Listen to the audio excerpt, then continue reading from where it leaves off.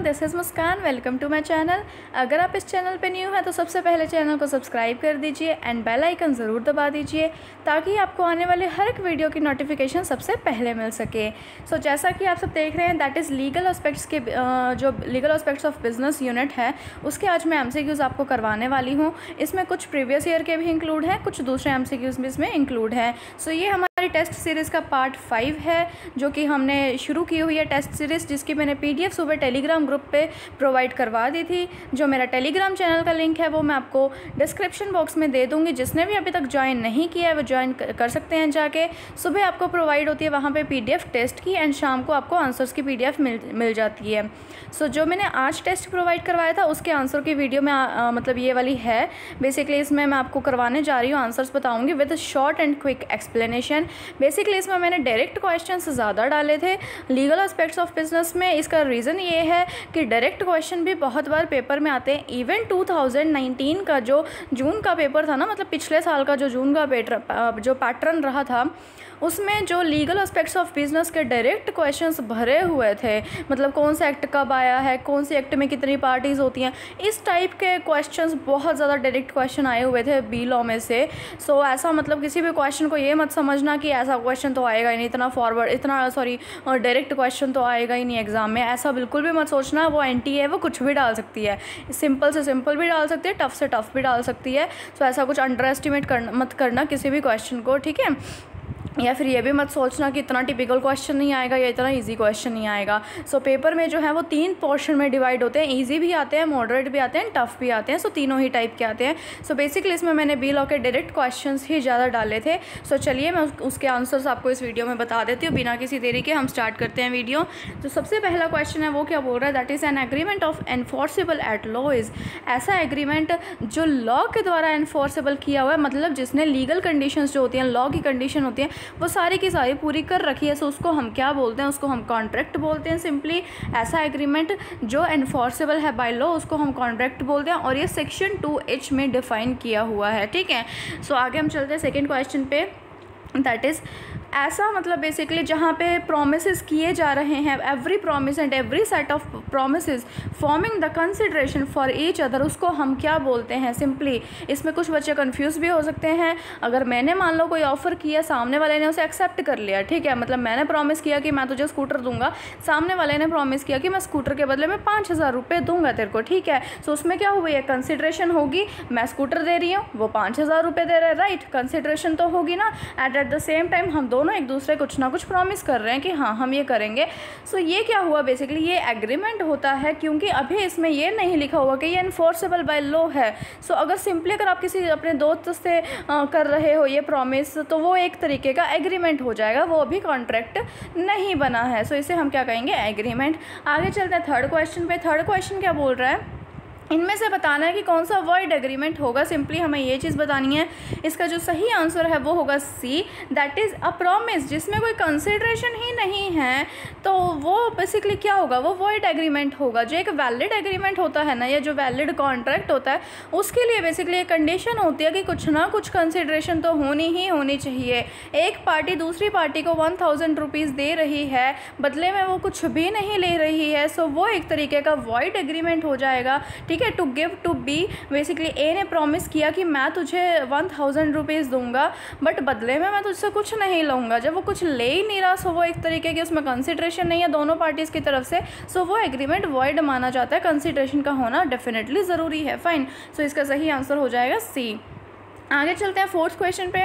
Fourth question क्या पूछ रहा है, दैट इज़ ल्यूनेटिक पर्सन का मतलब क्या होता है। ल्यूनेटिक पर्सन वो होता है बेसिकली जिसको दौरे पड़ते हैं, ठीक है। जो दौरे पड़ते हैं उसको, तो वो जो एग्रीमेंट में, वो कॉन्ट्रैक्ट में एंटर नहीं कर सकता है। स्पेशली तब जब वो मतलब ऐसी स्टेट में है कि उसको दौरे पड़ रहे हैं। हाँ, जब वो नॉर्मल स्टेट में है तब वो एंटर कर सकता है, बट जब वो एबनॉर्मल स्टेट में है, जब उसको दौरे पड़ रहे हैं, जब वो अनसाउंड माइंड का है, तब वो कॉन्ट्रैक्ट में एंटर नहीं कर सकता। सो ल्यूनेटिक पर्सन कौन होता है, जो अनसाउंड माइंड का होता है, एक तरीके से पागल होता है माइंड से, या उसको दौरे पड़ते हैं, फाइन। सो बेसिकली इसका सही आंसर हो जाएगा C। चलिए फिफ्थ पे चलते हैं। फिफ्थ क्वेश्चन क्या बोल रहा है, that is dash does not comes under the free consent of parties. Parties के फ्री कंसेंट के अंदर कौन सी चीज़ नहीं आती। फ्री कंसेंट मतलब अगर मैंने आपको मतलब बोला कि मैं मतलब स्कूटर दूंगा अपना, ठीक है, आप बदले में मुझे 5,000 रुपये दीजिए, ठीक है। सो ये हमने दोनों ने आपस में डिसाइड किया, बट मैंने उस पर क्या किया, मैंने उस पर प्रेशराइज कर दिया उसको, या उसको बहुत ज़्यादा मतलब मैंने धोखाधड़ी से उसको मतलब कॉन्ट्रैक्ट किया उसके साथ, या मैंने प्रेशराइज कर दिया। मतलब उसने हाँ तो भर दी है कि हाँ भी ठीक है मैं तुझे 5,000 रुपये दे दूंगा, पर मैं तेरा स्कूटर ले लूँगा, बट उसने अपनी मर्जी से फ्रीली हाँ नहीं की है। मैंने या तो कुछ ना कुछ धोखाधड़ी करी है, या फिर मैंने कुछ ना कुछ उस पर प्रेशर डाला है धक्के से, मतलब ठीक है, नेगेटिव प्रेशर डाला है। सो वो क्या होती है, वो फ्री कंसेंट में नहीं आती है। सो बेसिकली इसमें कौन कौन सी आएगी, अगर अनड्यू इन्फ्लुएंस कर रहे हैं, कोहर्जन है, फ्रॉड है, ये तीनों जो हैं वो फ्री कंसेंट में आ जाती है। बेसिकली मतलब कहने का मतलब ये तीनों होंगे ना तो फ्री कंसेंट नहीं हो पाएगी। सो इसमें पूछा है इस क्वेश्चन में कि इनमें से कौन सा फ्री कंसेंट के अंदर, फ्री कंसेंट में हम किस चीज़ को नहीं पढ़ते हैं, बेसिकली इसके पूछने का मतलब है।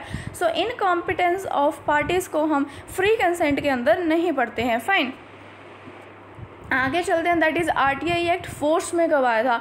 आरटीआई एक्ट कौन से ईयर में फोर्स में आया था, ये चीज़ इन्होंने पूछी है। ये चीज़ नहीं पूछी कि आरटीआई एक्ट आया कब था, इन्होंने ये चीज़ पूछी है कि वो फोर्स में कब आया था। फोर्स के मतलब होता है कि कब उसने अपनी जो मतलब उसने अपने ऑपरेशंस, अपनी एक्टिविटीज़ जो है वो स्टार्ट की थी, कब से वो लागू हुआ था हर जगह पे। सो वो कब हुआ था, बेसिकली वो हुआ था 12 अक्टूबर 2005 में। सो ये डेट आपको पूछी जा सकती है एग्जाम के लिए। सो बेसिकली जिन्होंने अभी तक नहीं भी किया है ना, अगर मान लो कोई एक्ट छोड़ा है लीगल एस्पेक्ट का, ये पूरा का पूरा यूनिट ही छोड़ दिया किसी स्टूडेंट ने अगर, तो उनके लिए क्वेश्चन बहुत ज़्यादा हेल्पफुल रहेंगे। मैंने हर एक बच्चे के अकॉर्डिंग ही मतलब ध्यान में रख के ही ये क्वेश्चन डाले थे, ताकि मतलब ओवरऑल रिवीजन हो जाए। जिनको नहीं पता कि कौन सा एक्ट कब आया था या और चीज़ें, सो बेसिकली उनको इन क्वेश्चन से बहुत ज़्यादा हेल्प मिलेगी एंड मोमेंट पे। चलिए 7th क्वेश्चन पे चलते हैं। 7th क्वेश्चन क्या बोल रहा है, that is the officer designated by the public authorities to provide information to the citizens. ऐसा ऑफिसर जो रखा जाता है पब्लिक अथॉरिटीज़ के द्वारा कि वो सिटीजन्स को इन्फॉर्मेशन प्रोवाइड करवाएगा, उसको हम क्या बोलते हैं, उसको हम सिंपली इन्फॉर्मेशन ऑफिसर बोलेंगे। कौन सा, पब्लिक इन्फॉर्मेशन ऑफिसर। जो असिस्टेंट पब्लिक इन्फॉर्मेशन ऑफिसर होता है वो सिंपली इसको असिस्ट करता है, बट जो अल्टीमेट जो पावर होती है बेसिकली इन्फॉर्मेशन, या जो अल्टीमेट जो काम होता है जो इन्फॉर्मेशन प्रोवाइड करने का सिटीजन्स को, वो किसका होता है, वो होता है पब्लिक इन्फॉर्मेशन ऑफिसर का। दैट इज़ PIO इसकी शॉर्ट फॉर्म है, एंड पब्लिक इन्फॉर्मेशन ऑफिसर इसकी फुल फॉर्म है। फाइन, आगे हम चलते हैं 8th क्वेश्चन पे। 8th क्वेश्चन क्या बोल रहा है, दैट इज़ कितनी टाइम लिमिट होती है इन्फॉर्मेशन गेट करने की अगर बात किसी पर्सन की लाइफ पे आ जाए। अगर कोई ऐसा मतलब हमने इन्फॉर्मेशन निकलवानी है जहाँ पे बात किसी ना किसी पर्सन की जान की आ रही है, किसी पर्सन की लाइफ के बारे में उसकी मतलब चीज़ आ रही है, उसमें उसकी लाइफ को रिस्क है, तो हमें 48 आवर्स के अंदर अंदर जो है इन्फॉर्मेशन मिल जाती है, हमें ज़्यादा टाइम वेट नहीं करना पड़ता। फाइन, क्योंकि बात वहाँ पर उस किसी बंदे की लाइफ की होती है। सो इसका सही आंसर होगा A 48 आवर्स। आगे चलते हैं 9th क्वेश्चन पे। दैट इज़ कि अगर हमने RTI एक्ट के अंडर कोई भी इन्फॉर्मेशन को निकलवाना है तो हमें कितनी फ़ी पे करनी पड़ती है। अगर आपको कोई भी इन्फॉर्मेशन निकलवानी है तो आपको सिंपली नॉमिनल से अमाउंट पे करनी है, दैट इज़ ₹10। सो 10 रुपीज़ दे के जो है आप इन्फॉर्मेशन को निकलवा सकते हो अंडर RTI एक्ट। सो इसका सही आंसर है D। चलिए 10th पे चलते हैं। 10th क्वेश्चन क्या बोल रहा है, दैट इज़ जो सेल्स ऑफ गुड्स एक्ट है वो कब इन्फोर्स में आया था। अब इसने भी ये चीज़ पूछी है कि मतलब ये नहीं पूछा कि कब वो लॉन्च हुआ था, ठीक है, कब उसका मतलब ओरिजिनेशन हुआ था सेल्स ऑफ गुड्स एक्ट का। इसने ये चीज़ पूछी है कि वो फोर्स में कब आया था। सो वो फोर्स में कब आया था, 1st डे ऑफ जुलाई, यानी कि 1 जुलाई 1930 को वो फोर्स में आ गया था। सो इसका सही आंसर है C। चलिए आगे चलते हैं 11th क्वेश्चन पे। 11th क्वेश्चन क्या है, जो सेल्स ऑफ गुड्स एक्ट है उसका सेक्शन 2 किस बारे में है। मैं आपको बता दूं, नॉर्मली जो होता है वो कोई भी एक्ट है उसका सेक्शन 2 जो होता है ना, जितने भी उसमें टर्म्स होती है ना उस एक्ट में यूज़ होने वाली, उनकी डेफिनेशन को ये सेक्शन 2 बताता है। So accordingly sales of goods act भी जो है वो डेफिनेशंस को बताता है। उसका जो सेक्शन नंबर 2 है वो डेफिनेशंस के बारे में बताता है। आगे हम चलते हैं 12th क्वेश्चन पे। 12th क्वेश्चन क्या बोल रहा है कि जो इंडियन वर्ड है Indian sales of goods act से वो कब ड्रॉप किया गया था, वो कब हटाया गया था। जो पहले था ना इंडियन जो सेल्स ऑफ गुड्स एक्ट है, इसका पूरा नाम था पहले Indian sales of goods act, fine. और अब इसका नेम जो है अकेला सेल्स ऑफ गुड्स एक्ट कर दिया गया था, ठीक है। सो ये जो इंडियन वर्ड था ना ये हटा दिया गया था। ये कौन से ईयर में हटाया गया था, इन्होंने ये चीज़ पूछी है।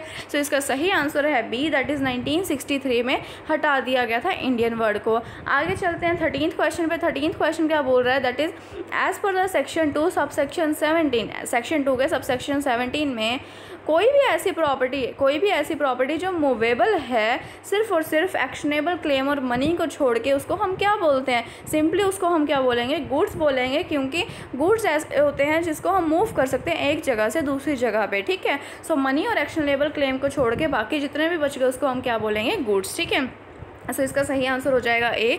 आगे चलते हैं 14th पे। 14th क्वेश्चन क्या बोल रहे हैं, that is agreement to sale को हम क्या बोलेंगे। सो ऑब्वियसली सी बात है, अगर आज एक दो पार्टीज़ हैं उसमें जो है वो सेल हो चुकी है, वो तो फिर हो ही चुकी है। सो उसको वो तो मतलब एक उनके बीच में वो चीज़ ट्रांजेक्शन हो चुकी है तो क्या होगा यहाँ पे, एग्जीक्यूटेड, वो चीज़ हो चुकी है, एग्जीक्यूटेड कॉन्ट्रैक्ट बोलेंगे। बट इन्होंने क्वेश्चन में क्या पूछा है कि एग्रीमेंट है, एग्रीमेंट मतलब अभी होनी बाकी है, अभी आज हुई नहीं है। आज हमने आपस में बात करके रख ली, मैं कस्टमर हूँ, शॉपकीपर से मैंने बात करके रख ली कि हम फ्यूचर किसी भी मान लो से आफ्टर 1 मंथ जो है हम ये ट्रांजेक्शन करेंगे, आप मुझे ये माल बेच देना। सो हमने आज एग्रीमेंट करके रख लिया, फ्यूचर के लिए करके रखा है ना। अभी एक्चुअल ट्रांजेक्शन तो नहीं हुई है ना दोनों पार्टीज़ के बीच में। सो अभी क्या है, वो कॉन्ट्रैक्ट होना बाकी है, अभी होगा, फ्यूचर में होगा। सो उसको हम क्या बोलेंगे, एग्जीक्यूटरी। सो जब एग्रीमेंट होता है उसको हम क्या बोलते हैं, B, that is executory contract. आगे चलते हैं 15th पे।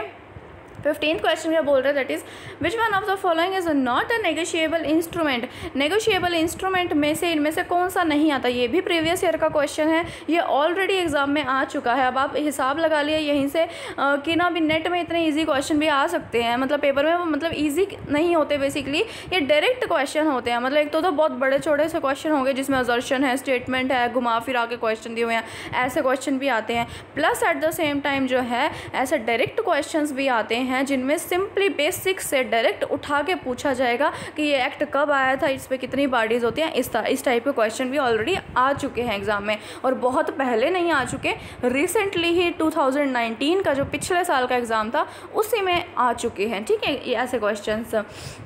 सो ये क्वेश्चन क्या बोल रहे हैं, दैट इज़ इनमें से कौन सा नेगोशिएबल इंस्ट्रूमेंट नहीं है। मैं आपको बता दूं कि जो बेसिकली जो होते हैं ना मेजर जो नेगोशिएबल इंस्ट्रूमेंट होते हैं उसमें 3 मतलब आते हैं, that is promissory note, bills of exchange and cheque. ये 3 तो इंपॉर्टेंट आते ही आते हैं इनमें, ठीक है। सो अगर बेसिक अगर हमें पूछा जाए तो 3 ये वाले आते हैं, promissory note, bill of exchange and cheque. उसके अलावा जो गवर्नमेंट सेविंग बॉन्ड है ये नेगोशिएबल इंस्ट्रूमेंट में नहीं आता, फाइन। सो नेगोशिएबल का मतलब होता है यहाँ पे जिसको हम ऐसा डॉक्यूमेंट, बेसिकली ऐसा रिटन डॉक्यूमेंट जिसको हम ट्रांसफ़र कर सकें। इंस्ट्रूमेंट मतलब ऐसा रिटन डॉक्यूमेंट, नेगोशिएबल मतलब ट्रांसफ़र कर सकें। सो ऐसा बेसिकली रिटन डॉक्यूमेंट जिसको हम ट्रांसफ़र कर सकते हैं वो होता है नेगोशिएबल इंस्ट्रूमेंट। सो इनमें से कौन सा नहीं है negotiable instrument, that is government saving bond, fine. आगे हम चलते हैं 16th पे। 16th क्वेश्चन क्या बोल रहे हैं, दैट इज़ जो कंपनीज एक्ट है उसका जो शेड्यूल 3 का पार्ट 2 है, शेड्यूल 3 का पार्ट 2 है वो किस बारे में डील करता है इन तीनों में से। सो वो डील करता है प्रॉफिट एंड लॉस से, ठीक है। जो शेड्यूल 3 का पार्ट 2 है उसके बारे में पूछा है। सो क्या फॉर्मेट रहेगा प्रॉफिट एंड लॉस अकाउंट का, वो सब चीज़ वो बताता है, फाइन। सो इसका सही आंसर होगा बी। आगे चलते हैं 17th पे।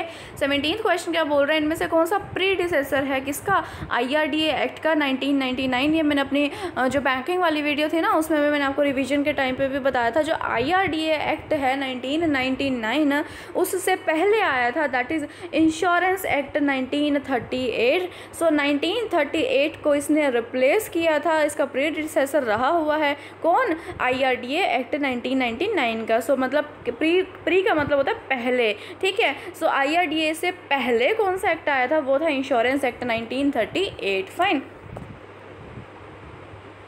आगे हम चलते हैं। सो इसका सही आंसर हो जाएगा 17th का ए।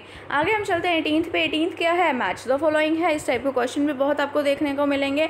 तो सबसे पहले हमारा क्या दिया हुआ है, that is cyber crime. Cyber crime किससे रिलेटेड होता है, क्राइम हम करते हैं दैट इज़ इंफॉर्मेशन टेक्नोलॉजी में करते हैं, राइट। सो ए का हो जाएगा 4th, ठीक है।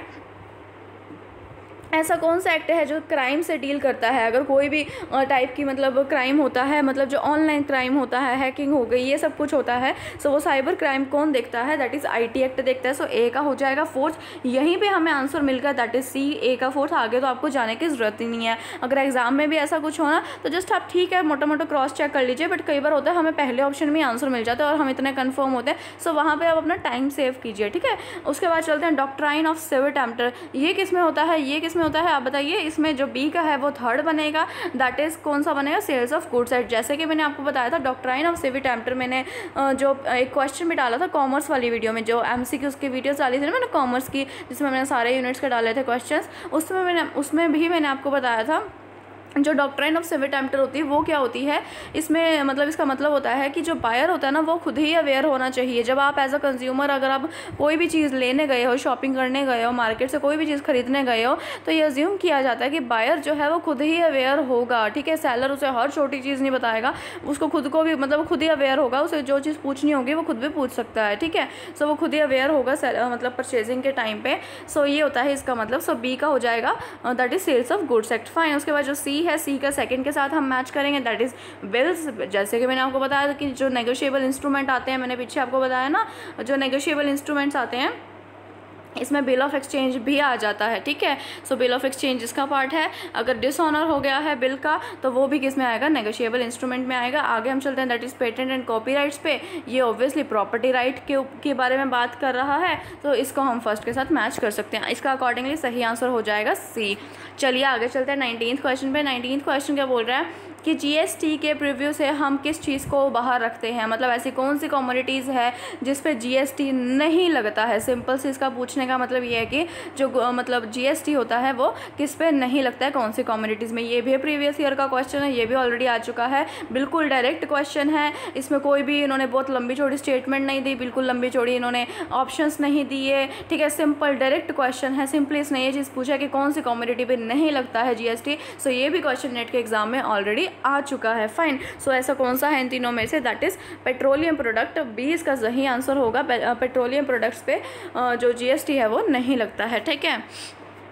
आगे हम चलते हैं दैट इज़ 20th पे। 20 क्वेश्चन क्या बोल रहा है? दैट इज़ जो कंपनीज नेशनैलिटी है वो कैसे डिसाइड होती है, मतलब कंपनी का नेशन क्या है, नेशनैलिटी क्या है, वो इंडिया की है, वो अमेरिका की है, वो कौन सी कंट्री की है, नेशनैलिटी क्या है, वो हम कैसे डिसाइड कर सकते हैं? तो जहाँ पे उसका ऑफिस यानी कि जो रजिस्टर्ड ऑफिस है जहाँ पे होगा वहीं की उसकी नेशनैलिटी होगी। फॉर एग्जाम्पल उसका जो मेन कंपनी का हेडक्वार्टर है, जो ऑफिस है, जो मेन ऑफिस है वो इंडिया में रजिस्टर्ड है तो वो इंडियन कंपनी मानी जाएगी। अगर वो कहीं फॉरेन की किसी भी कंट्री में रजिस्टर्ड है तो वो वहाँ की कंपनी मानी जाएगी। सो जहाँ पे रजिस्टर्ड ऑफिस होगा वहीं की कंपनी की नेशनैलिटी होगी। सो इसका सही आंसर है सी। आगे हम चलते हैं 21st पे। 21st क्वेश्चन क्या बोल रहा है? दैट इज़ जो फर्स्ट डायरेक्टर्स होते हैं पब्लिक कंपनी के, मतलब जो पब्लिक कंपनी स्टार्ट ही हुई है अभी और हमने कंपनी के अंदर पहले शुरुआत के नए डायरेक्टर्स रखे हैं, सो वो कौन डिसाइड करेगा? अभी तो ऑब्वियसली सी बात है कंपनी स्टार्ट हुई है, अभी तो हमने मतलब शेयर होल्डर्स भी नहीं बने, कंपनी के पब्लिक भी नहीं बने, है ना। सो कौन डिसाइड करेगा? उसे प्रमोटर्स डिसाइड करेंगे, क्योंकि प्रमोटर्स ही ऐसे बंदे होते हैं जो कंपनी को बेसिकली शुरू करते हैं, जो शुरू का सारा मतलब प्रमोट वगैरह करते हैं, उसको एस्टैब्लिशमेंट वगैरह उसकी करते हैं।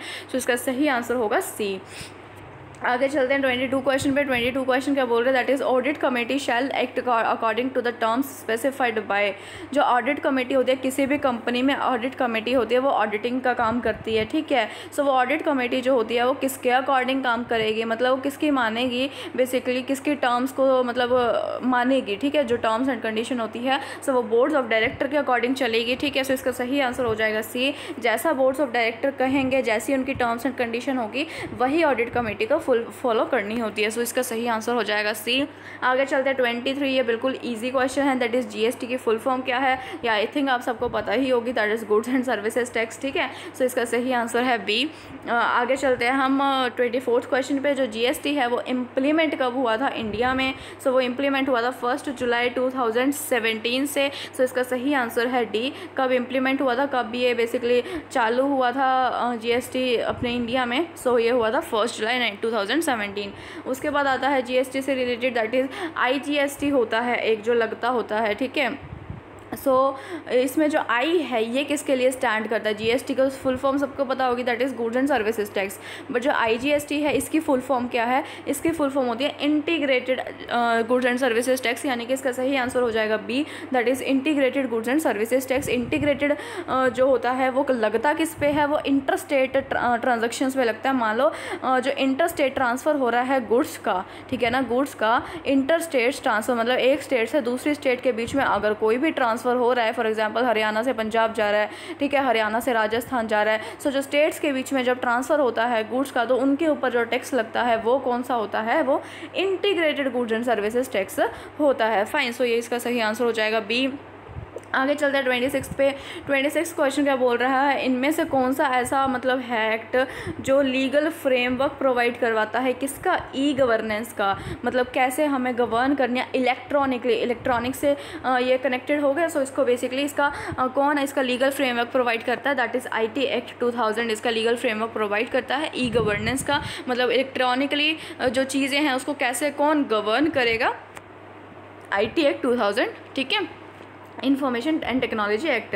आगे चलता है 27th क्वेश्चन में। 27th क्वेश्चन में क्या पूछा है? दैट इज़ जो IT एक्ट 2000 है, ये तो हमें पता लग गया IT एक्ट 2000 है, बट वो इफेक्ट में कब से आया था? मतलब कहने का वो लॉन्च तो हो गया था, ठीक है, उसके बाद उसने अपने ऑपरेशंस कब स्टार्ट किए थे, वो इफेक्ट में कब से आया था? सो वो आया था बेसिकली 17 अक्टूबर 2000 में वो इफेक्ट में आ गया था, मतलब वो एप्लीकेबल हो गया था, ठीक है, उसने अपने ऑपरेशंस चालू कर दिए थे। सो अक्टूबर 17 इसका सही आंसर होगा। आगे चलते हैं हम, इनलैंड बिल कौन सा होता है? जब हम नेगोशिएबल इंस्ट्रूमेंट्स को पढ़ते हैं ना, उसमें हम बिल्स ऑफ एक्सचेंज वाला पढ़ते हैं, negotiable instrument. So bills of exchange का ये टॉपिक है, दैट इज़ बिल्स कई सारे टाइप्स के होते हैं। सो उसमें से ही एक उसमें से ही उसका एक टाइप है, that is inland bill. So inland bill का मतलब क्या होता है? ऐसा बिल जो ड्रॉन हुआ है इंडिया में। बिल्कुल सही बात है, इनलैंड बिल वो होता है जो इंडिया में ड्रॉन हुआ है। उसके अलावा जो है ये तो बेसिक कंडीशन होती है इनलैंड बिल की कि वो इंडिया में ड्रॉन होना चाहिए। उसके अलावा क्या है? जो मतलब इंडिया में ड्रॉ हुआ है, इंडियन रेजिडेंट पे ड्रॉ हुआ है ना, चाहे वो पेबल आउटसाइड द इंडिया है। मतलब कहने का ड्रॉ तो चलो ठीक है इंडिया में हो गया, वो तो बेसिक कंडीशन ही होगी, ठीक है। अब इसमें क्या हुआ कि वो बिल जो है वो इंडिया के रेजिडेंट में हुआ है ड्रॉ, ठीक है। कोई ऐसा बंदा जो इंडिया के रेजिडेंट है, चाहे वो आउटसाइड द इंडिया पेबल है, मतलब फ़िलहाल में अगर वो बाहर रह रहा है मान लो बंदा, तो हमने उसको बाहर मतलब इंडिया से बाहर उसको पेमेंट करी है, तो भी वो इनलैंड बिल ही माना जाएगा, क्योंकि है तो वो इंडिया का रेजिडेंट ही है ना। उसके अलावा जो है बी ऑप्शन क्या बोल रहा है, दैट इज़ ड्रॉ हुआ है इंडिया में, ठीक है यहाँ तक, बट वो इंडिया का रेजिडेंट नहीं है, नॉन रेजिडेंट है, बट पेबल तो इंडिया में है ना। मतलब कहने का इन दोनों में से एक कंडीशन भी अगर फुलफिल होती है तो वो इंडियन बिल इनलैंड बिल माना जाएगा। या तो वो मतलब ये तो बेसिक कंडीशन होगी कि बिल इंडिया में ड्रॉ होना चाहिए, उसके अलावा जो है या तो वो बंदा इंडिया का होना चाहिए, मतलब या तो वो रेजिडेंट इंडिया का होना चाहिए, या फिर वो बिल पेबल इंडिया में होना चाहिए। बाई चांस अगर वो बंदा इंडिया का नहीं है, मतलब वो नॉन रेजिडेंट है, ठीक है, बट एटलीस्ट वो पेबल इंडिया में होना चाहिए, तभी वो इनलैंड बिल माना जाएगा। अगर ये दोनों ही कंडीशन फुलफिल नहीं होती है, ना तो वो इंडिया का रेजिडेंट है, मतलब वो नॉन रेजिडेंट है, और साथ में जो बिल है वो पेमेंट भी उसकी आउटसाइड द इंडिया हो रही है, दैट इज़ पेबल भी वो आउटसाइड द इंडिया ही है। सो अगर ये दोनों ही कंडीशन फुलफिल नहीं हो रही है तो वो इनलैंड बिल नहीं माना जाएगा, वो फॉरेन का बिल माना जाएगा। सो अभी फ़िलहाल में क्या है, ये दोनों ही सही हैं, ठीक है, इंडिया का रेजिडेंट भी है या फिर पेबल है इंडिया में, मतलब एक कंडीशन तो पूरी हो ही रही है बेसिक कंडीशन के साथ। सो इसके सही आंसर जो है वो दोनों ही हो जाएंगे, that is both A and B. So 28 का हो जाएगा सी ऑप्शन सही। आगे चलते हैं 29th क्वेश्चन पे। 29th क्वेश्चन क्या बोल रहा है, दैट इज़ जो कंपटीशन एक्ट है वो कब इफेक्ट में आया था। इस क्वेश्चन में काफ़ी बच्चे शायद कंफ्यूज भी होंगे, बिकॉज जो कंपटीशन एक्ट है ना वो काफ़ियों के माइंड में यही होता है कि वो 2002 में आया था, सो वो इफेक्ट में भी ऑब्वियसली 2002 में ही आया होगा, बट ऐसा नहीं है। वो कंपटीशन एक्ट आ तो गया था 2002 में, बट उसने वो प्रॉपरली एप्लीकेबल, उसके जो रूल्स थे, उसके जो लॉज थे, वो प्रॉपर कब एप्लीकेबल हुए थे, कौन से ईयर में एप्लीकेबल हुए थे, उसने कभी अपने ऑपरेशंस वगैरह प्रॉपर्ली चालू किए थे। सो वो कौन सी ईयर में किए थे, वो 9 में किए थे। 2019 में वो इफेक्ट में, प्रॉपर इफेक्ट में, यानी कि वो प्रॉपर एप्लीकेबल हुआ था, ठीक है। सो वो कब हुआ था, 2019 में, 1 सितंबर 2009। इसका सही आंसर हो जाएगा डी। आगे चलते हैं 30th क्वेश्चन पे। 30th क्वेश्चन क्या है, 30th क्वेश्चन का मैंने इसमें आंसर ही प्रोवाइड करवा दिया, कोई बात नहीं। चलिए जो 30th क्वेश्चन है ये क्या बोल रहा है, दैट इज़ जो APIO है अगर उसने रिजेक्ट कर दिया एप्लीकेशन को, देन पर्सन के पास राइट होता है कि वो अपील कर सकता है। बेसिकली RTI एक्ट के अंदर ना अगर पर्सन ने एप्लीकेशन अपनी दी है APIO को, ठीक है, सबसे पहले उसने APIO को एप्लीकेशन दिया, that is assistant public information officer को, बाय चांस उसने या तो उसने रिजेक्ट कर दिया एप्लीकेशन, या तो उसने रिजेक्ट कर दिया एप्लीकेशन, या फिर उसने कोई जवाब ही नहीं दिया, उसने कोई जवाब ही नहीं दिया, मतलब टाइम लिमिट पूरी हो गई स्टिल उसने कोई जवाब ही नहीं दिया, या फिर उसने रिजेक्ट कर दी, तो बंदे के पास राइट होता है कि वो किसके पास अपील कर सकता है, वो पब्लिक इंफॉर्मेशन ऑफिसर के पास अपील कर सकता है। दैट इज़ ए इसका सही आंसर होगा, पब्लिक इंफॉर्मेशन ऑफिसर। ठीक है, सो पहले वो APIO के पास जाएगा, APIO ने या तो जवाब नहीं दिया या फिर उसने रिजेक्ट कर दी, तो वो पब्लिक इंफॉर्मेशन ऑफिसर के पास अपील कर सकता है। ठीक है, उन्होंने भी जवाब नहीं दिया ना बाई चांस, ठीक है, या फिर उन्होंने रिजेक्ट कर दी या फिर उन्होंने कोई जवाब नहीं दिया, देन वो आगे कमीशन के पास, इंफॉर्मेशन कमीशन के पास जा सकता है। अगर तो केस स्टेट का है तो वो स्टेट इंफॉर्मेशन ऑफिसर के कमीशन के पास जाएगा, और अगर केस जो है वो सेंट्रल लेवल का है तो वो सेंट्रल इंफॉर्मेशन कमीशन के पास जाएगा। सो बेसिकली इसका क्या है, APO के बाद जो है वो बेसिकली PIO के पास जाएगा। सो इसका सही आंसर हो जाएगा ए। सो ये थे हमारे 30 क्वेश्चन जो मैंने आपको सुबह प्रोवाइड करवाए थे। कल मैं आपको बेसिकली फर्स्ट पेपर के MCQs प्रोवाइड करवाऊंगे। कॉमर्स के मैंने आपको ऑलरेडी 2 मतलब मैंने PDFs आपको प्रोवाइड करवा दी थी टेस्ट की। उसके अलावा जो है मैंने कुछ यूनिट्स के सेपरेट भी मैंने आपको प्रोवाइड करवा दिए हैं। सो अभी फर्स्ट पेपर का एक भी मैंने क्वेश्चन नहीं डाला है फ़िलहाल इस टेस्ट सीरीज़ में। पहले मैंने ऑलरेडी काफ़ी उसके ऊपर MCQs वगैरह कुछ एक डाल रखे हैं। सो अभी फ़िलहाल में मैं जो टेस्ट सीरीज़ करवा रही हूँ, सो उसमें मैं आपको कल फर्स्ट पेपर के क्वेश्चंस करवाऊँगी। टेलीग्राम चैनल पर आपको कल सुबह PDF मिल जाएगी। जिसने भी अभी तक ज्वाइन नहीं किया वो जाके ज्वाइन कर सकते हैं। उसके अलावा जो मेरी जो कॉमर्स की जो बेसिकली रिविज़न वीडियो है वो जिसने भी अभी तक नहीं देखी है वो जाके देख सकते हैं। प्लेलिस्ट का लिंक मैं आपको प्रोवाइड करवा दूंगी डिस्क्रिप्शन बॉक्स में। उसमें मैंने 5 यूनिट्स की कंप्लीट फुल सिलेबस की रिवीजन जो है वो करवाई है।